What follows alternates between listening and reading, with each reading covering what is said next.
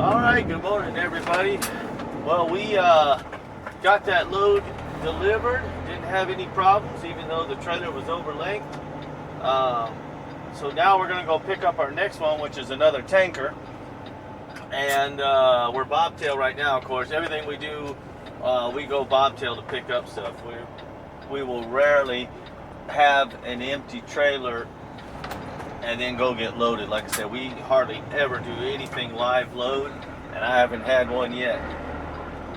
So we pick up our next one in Midlothian, and then we're headed up to, what was the town again? Louisville, Nebraska. Louisville, Nebraska. So I'll update you after we pick up the next trailer. Thank you. All right, everybody, welcome back to our channel, 360 Minion Trucker.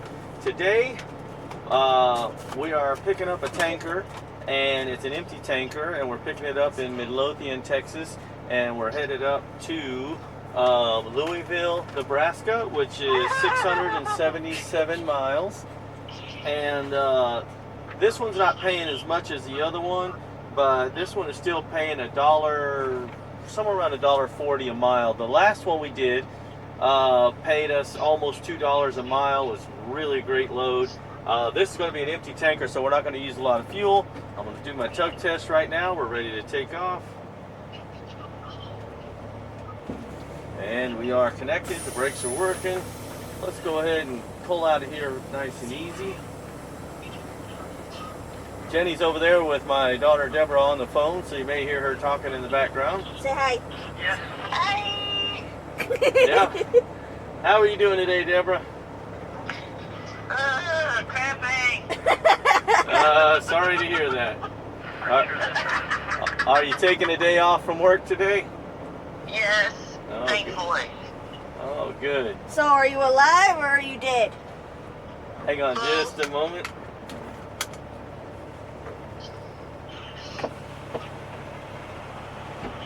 Hey, how's it going? He thought we were someone else, a friend of his. I was wondering why he was coming up to the truck. Thought maybe I got the wrong trailer, but no, I checked it pretty good. Made sure all the hatches are closed and everything. These tankers have hatches. If you check our Facebook page tonight, I'll be uploading the pictures from this tanker. So here we go. We're going to idle out of here in third gear. Now this one's empty, so we really won't have to split gears or anything, except the top gear. Obviously it'll go into 9 low, and then I'll flip it into 9 high. Make my required stop here, check traffic, we're looking good. Yield to ramp. Yeah, make sure no one's coming down the ramp. Always watch your trailer when you're making turns. Make sure you're going to clear the ditch. I have seen people cut it too sharp in the turn and get stuck in the ditch. So you always want to swing wide for any turn, but still watch your trailer tandems, no matter if you got a short trailer or a long trailer, because it's too easy to get stuck in a ditch, and when you get stuck in the ditch, you're not going to pull it out. It's stuck. You're going to have to call a tow truck. Now I'm in 9 low, and I got to turn around up here to hit 287, well, to go back to 287 north. That's the way we're going up.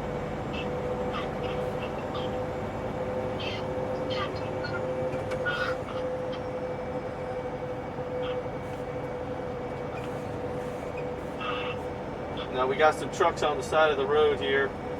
I'm going to move over in this left lane if it's safe to do so. And it is. Once again, make sure you're watching the ramp and yield to the ramps. There is no merge area here, so they have the right of way.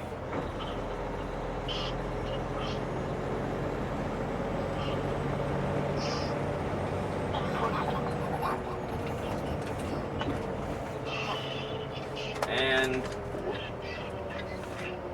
we're going to get on 67 north, and that'll take us back to 287 north. Now, we don't have a stop here, but you still want to go slow and make sure no one comes flying through the stop sign. Always check your bridge heights.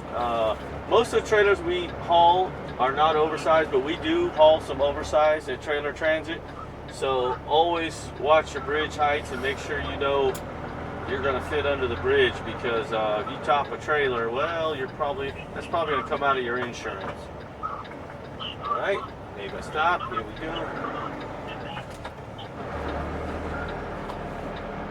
Watching my trailer tandem in the turn once again. Now I'm in 5th gear. I'm going to go into 6th gear. Cancel my turn signal. Hello. 7th gear. And like I say, I'm not splitting gears today because this is a light load. It's 8th gear. 9 low. Got my turn signal on. Now I'm checking the ramp as I go down it, because it takes us a while to get up to speed in a truck. So you want to make sure you're watching all the way down. Now I'll split into 9 high.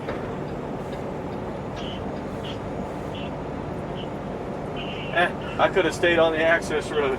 I'm going right to the same place. Why did you get on then? Just in case. I'll check, even though they have a yield sign, I'm going to watch and make sure I don't cut someone off. Here's 287 North, and we're going to take that towards Fort Worth. It's a gloomy day today. We've been through a lot of rain, but hopefully not too much more rain. We got to get the windshield fixed when we get up to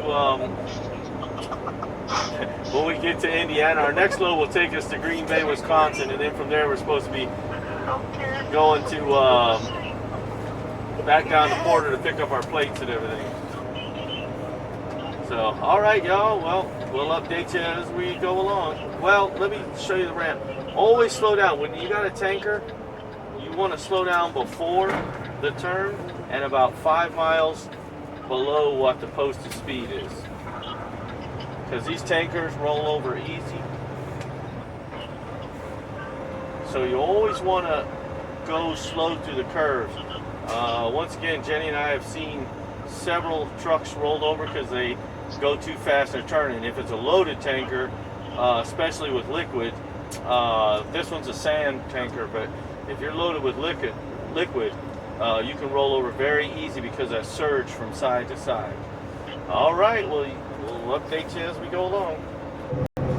Right, everybody, we are in Kansas. We got on the Kansas Turnpike on I-35. We're going to stop up here at this first service plaza because I only have an hour and 23 minutes left. So we're going to hope that they have parking in here. Usually I don't like stopping this late in the afternoon because parking starts getting scarce. We checked Trucker Path to see if there was any parking, and it hadn't been updated for 8 hours. So we're going to go on in here and see if we can find some parking for the night.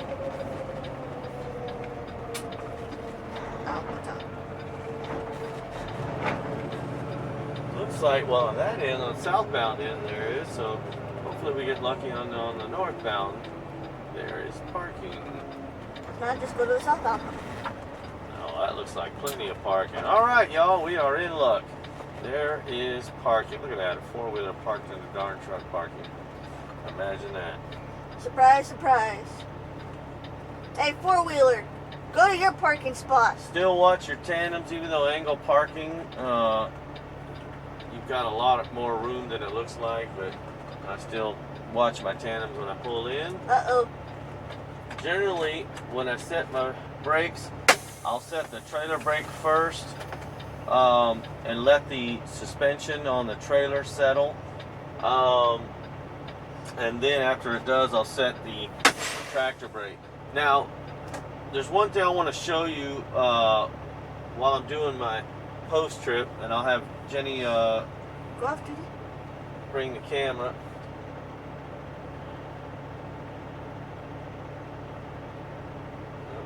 Post trip. And anyway, let's turn on the lights and the four ways.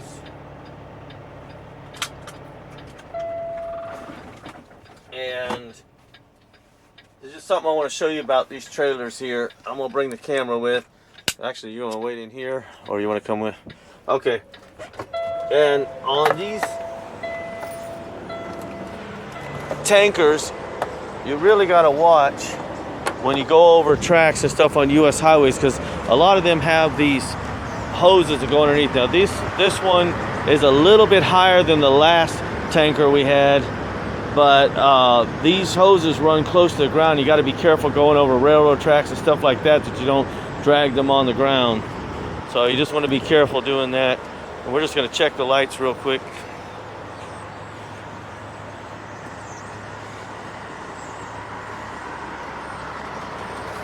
Make sure all of them are working.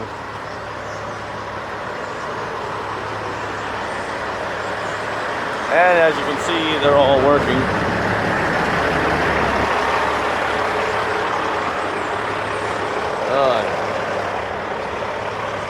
So like I said, thankfully there was parking. All our lights are working. Turn them off now? And that's it. Yep, you can turn off the lights. And you can stop it. Alright everyone, so we made it, like I say, to the first service plaza here in Kansas at mile marker 26 on the 35. We are stopping for the night, and we've got this load to deliver over there in Louisville, Nebraska, which is just outside of Omaha, and then I got to go into, I think, Omaha to pick up the next one and run that one to Green Bay. And then, if you've noticed on the windshield, I still have paper plates. My permanent plates are in Porter, Indiana, and my permanent fuel card is in because I'm still using a temporary fuel card. And hopefully, my pre-pass and everything's in, because we're going to have to pay the toll here on the turnpike. Now, they'll reimburse us for it because they reimburse us for everything, but I don't like having to pull out the cash every time to do it. So hopefully when I get there, the easy pass and pre-pass are in, because that's the other thing. I'm having to go into every scale because my pre-pass, I haven't been able to pick it up yet, but that should be in also. So y'all have a good night, and we're going to go ahead and go to bed. So good night, y'all.